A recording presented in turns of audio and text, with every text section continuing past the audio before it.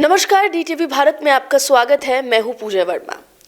देश और दुनिया कोरोना की चपेट में आ गया है और लगातार तीसरे साल हम कोरोना की चपेट में हैं।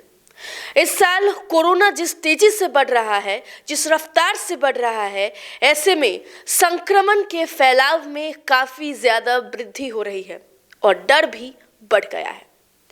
देश के अलग अलग राज्यों से डराने वाली तस्वीरें सामने आने लगी हैं। भारी संख्या में लोग अब इसकी चपेट में आ रहे हैं और संक्रमण की रफ्तार में दोगुनी तिगुनी वृद्धि हो रही है। ऐसे में अगर राजधानी पटना की बात करें तो यहाँ पर कई डॉक्टर इसकी चपेट में आ गए हैं। जी हाँ, आज हम आपको ये खबर बताने वाले हैं जिसको सुनकर आप थोड़े परेशान भी हो जाएंगे। इसीलिए परेशान हो जाएंगे क्योंकि जो डॉक्टर आपकी जान बचाने के लिए लगातार अस्पताल में तैनात रहते हैं, आपके लिए दिन रात मेहनत करते हैं, आपकी सेवा करते हैं, अब वही डॉक्टर संक्रमित हो गए हैं।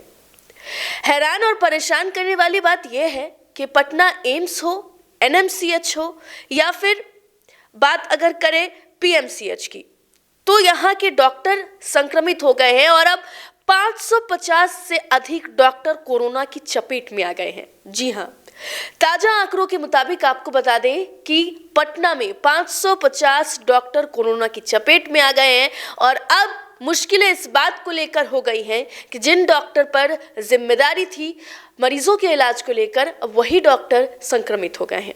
परेशानी यहाँ बढ़ गई है, चिंता यहाँ बढ़ गई है।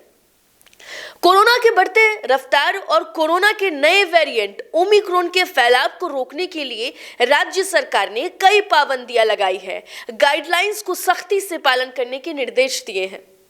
बैठक हुई क्राइसिस मैनेजमेंट ग्रुप के साथ और इस बैठक में यह फैसला लिया गया कि मंदिर मस्जिद को बंद किया जाए, पार्कों को बंद किया जाए, स्कूल को बंद किया जाए।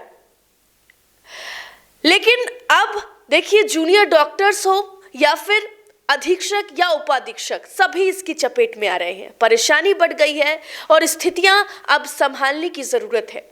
ऐसे में आम जनता की जिम्मेदारी तो बढ़ ही गई है, साथ ही साथ अस्पताल प्रबंधक की भी जिम्मेदारी बढ़ गई है।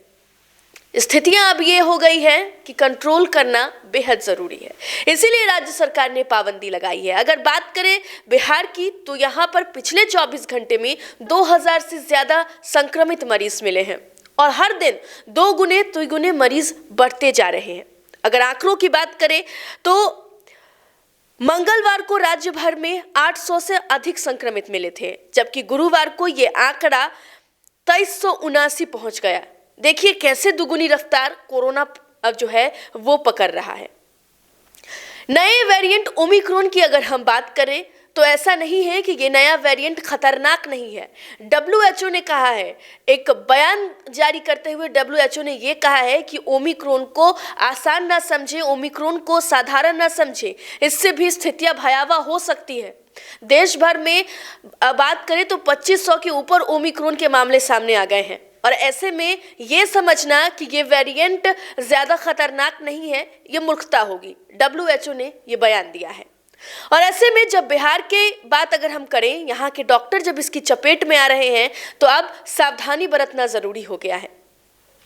आज की अगर हम बात करें तो राज्य में 27 मई 2021 को 2588 संक्रमित मिले थे और बिहार की राजधानी पटना में कोरोना संक्रमण का लिहाजा सबसे बड़ा हॉटस्पॉट बनकर नजर आ रहा है। और अगर बात करें तो पटना में अब सावधानी बरतना बेहद जरूरी हो गया है क्योंकि यहाँ पर अस्पताल में भी जो डॉक्टर हैं वो संक्रमित हो गए हैं। आज भी अगर बात करें तो पटना एम्स में 2 मरीजों की मौत भी हो गई है। देखिए, मौत भी अब धीरे धीरे बढ़ रही है, मौत का आंकड़ा भी अब धीरे धीरे बढ़ रहा है, जो कि अब डराने लगा है। कहीं से भी इस नए वेरिएंट को आप कमजोर न समझें और कहीं से भी लापरवाही बरतने की कोशिश ना करें क्योंकि जिम्मेदारी अब बढ़ गई है। अब अगर लॉकडाउन का सहारा राज्य सरकार या केंद्र सरकार लेती है तो ऐसे में नुकसान देश का होगा और लॉकडाउन की तरफ अगर आप चाहते हैं कि देश ना बढ़े तो अपनी जिम्मेदारियों को आपको भी समझना है, आम जनता को समझना है, हमें समझना है, तभी जाकर इस कोरोना के बढ़ते रफ्तार पर हम नियंत्रण पा सकेंगे। फिलहाल के लिए इस खबर में इतना ही। देखते रहिए डीटीवी भारत। नमस्कार।